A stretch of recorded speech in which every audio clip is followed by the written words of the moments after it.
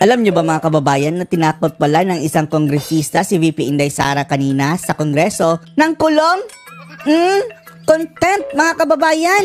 At ang nanakot niyan kay Sara ay walang iba kundi ang napaka-inosente. Maputi pa sa alkitran, berhen pa sa imbornal, at walang bahid ng kasalanan na si Garin, ang Dengvaxia Queen mga kababayan. Pinasaringan ng contempt si Inday Sara Duterte mga kababayan matapos siyang sagutin ni Sara na I will not forgo na bla bla bla, hindi natin memoryado, basta ang bottom line ay hindi sasagot si Sara ng mga tanong. Bahala na ang Kongreso kung ipapasa nila ito o hindi. Sabi ni Garin kay mga kababayan, kay Miss Diwata Stella Kimbo na Madam Kims, mayroon na bang nakulong? Na resource person dito sa budget deliberation in history? Mukhang ang pinapalabas si Garin mga kababayan na baka si Sara pa ang una.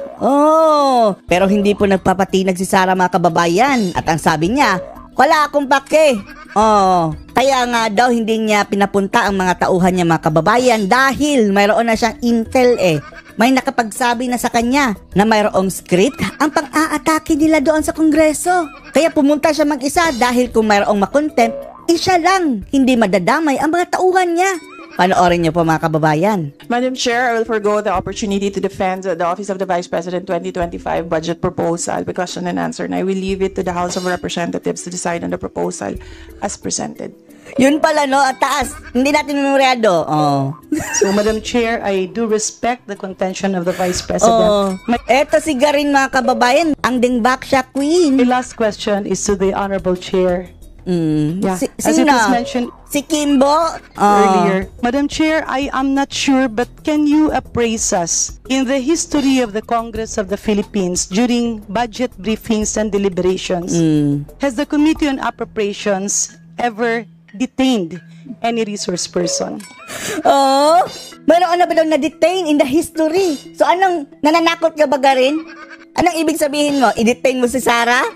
Hello! Kung mayroon dapat i-detain dito, ikaw yon Dengvaxia Queen. Akala siguro niya mga kababayan, nakakalimutan pa natin itong ginawa niya sa Dengvaxia. Kumusta na pala ang kaso mo sa Dengvaxia, Gagarin? Janet Gagarin mga kababayan. Diba ang daming nabiktimang bata, sabi nila? Dahil dito sa kagagawa nito si Panot na amo nito, na kung saan eto ang DOH Secretary mga kababayan. Nagka-issue nun, diba? Tapos biglang namatay ang issue, nakasuhan itong si Gagarin O kung mayroon dapat makulong dito, ma-detain, ikaw yun Garin. Sige, ipakulong mo si Sara. Tingnan natin ha. Magtago ka sa saan mang hukay Garin kung magiging presidente yan si Sara Bulok ka sa bilangguan, mayroon ka pang atraso sa Dengvaxia. Nanakot-nakot ng detention. Yan ang pambato nila sa Congress mga kababayan. Detain, contempt. As if naman makukulong dyan habang buhay. 1 day, 3 days, 1 week, makakalabas din. Gagarin. Never. Thank you very much, Madam Chair. Maraming salamat po. Ano daw ha? Pakinggan natin ha. Operations ever detained any resource person. Never. Tinatakot si Sara mga kababayan. Madam Chair, maraming salamat po. Vice President. Akala mo matatakot si Sara Gagarin? Salamat. Some members of the House of Representatives. Meron isa sa mga nagtanong kanina ang nagsabi sa akin. Nag-snitch. Sinumbong kay Sara mga kababayan ang plano ng mga animal na mga buhaya. Na merong script. Merong script. Sa pagtatanong about sa confidential funds. Meron nga, di ba? Di ba lahat sila mayroong presentation pa, mga PowerPoint pa mga kababayan? That is why I decided na hindi pa atinin yung mga ibang officials ng Office of the Vice President because nakalagay naman doon sa inyong invitation. In this regard, may we respectfully invite the Vice President or her duly authorized representative. So it was in the alternative. So I decided I'll come alone, answer all of it. I will come alone. So that kung i-contempt man ninyo ako. Garin, i-contempt mo man si Sara. Hindi takot si Sara, oh. Gagarin. Oh, Gagarin, Janet Gagarin. Ako lang yung papasok doon sa detention at hindi na masali yung ibang tao. Oh. Tito at yung pamilya nila na nag-aantay sa kanila. Subukan nyo. Ikulong si Sara. Sige. Sa mga bahay nila. Ganyan ang leader, mga kababayan. Dahil alam niyang bababuyin siya eh. Nalaman niya na mayroong script, mga kababayan, itong mga buhaya. Kaya, gumanti si Sara. Naisahan sila, mga kababayan. I will not forgo just something hindi natin memoryado yung mataas sa linya. Oh. Honorable Lord Eda. Thank you, Madam Chair. Thank you, Madam Chair. I-forward natin itong si Diwata, oh. Ito si General Torre, mga kababayan. Hoy, General Torre, akala ba namin andun ka kay Kibuloy? Tumusta ng heartbeat ni Kibuloy doon sa lupa? Ay, hindi pala ito si Torre, no? Akala natin si Torre, si Kimbo pala yan. O si Kimbo ba to? Si Paris Overload. Ewan lang natin, si forward. On the issue of confidential funds, we have received audit actions regarding the confidential funds of the OVP. We have submitted our responses and we assure our Submit full na. cooperation with the ongoing audit. I am, however, bewildered as to the issues being propagated and the fact that we were able to efficiently utilize funds given to the OVP in December 2022.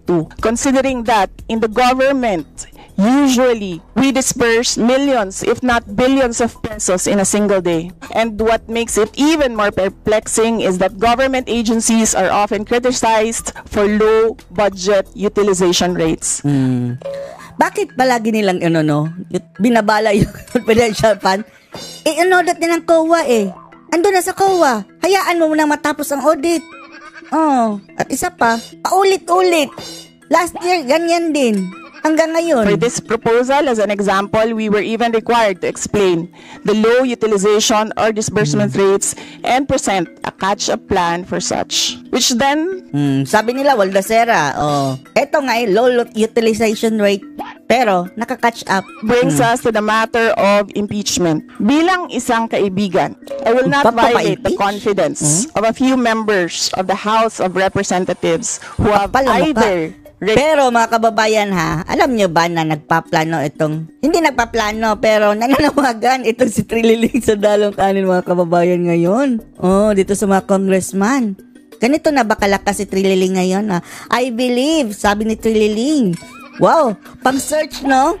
It's time to impeach Sara Duterte as Vice President.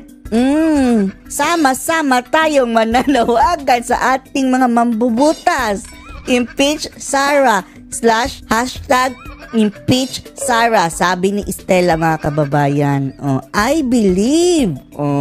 Aklang-akla si Estela. recorded conversations or participated in shared conversations regarding each impeachment proceedings against me. Nonetheless, Pero wag mag-alala, mga kababayan, kahit pa mukhang pinagtutulungan si Sara dyan sa Kongreso, kapag si Sara na ang magiging presidente, lahat yan magbabaliktaran.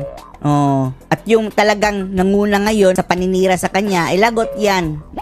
Ilalaglag yan ng mga balingbing din ng mga kongresistang iyan. this is nothing new. Talks of impeachment have been ongoing for several months now. In Several fact, months. a member Years na nga eh. Pag-upo pa ni Sara, impeachment na sila ang plano. of the lower house has publicly declared in an interview where she was quoted by the Philippine Daily Inquirer Pangalanan na natin si Francisca Castro, yung convicted child abuser. saying that in light of the possible numerous violations of the OVP on the use of the 125 million confidential fund, which is not in the 2022 General Appropriations Act, we are not discounting the fact that it may file an impeachment case against the Vice President. Hindi na maitatago, mga kababayan, dahil recorded po yan na sinabi yan ni Franz Castro, si Francine, na convicted child abuser. Anong masasabi niyo dito, mga kababayan, na hindi nagpapatinat si Sara kahit pa'y tinakot ni Gagarin, Janet Gagarin, ng detention? Post your comments below.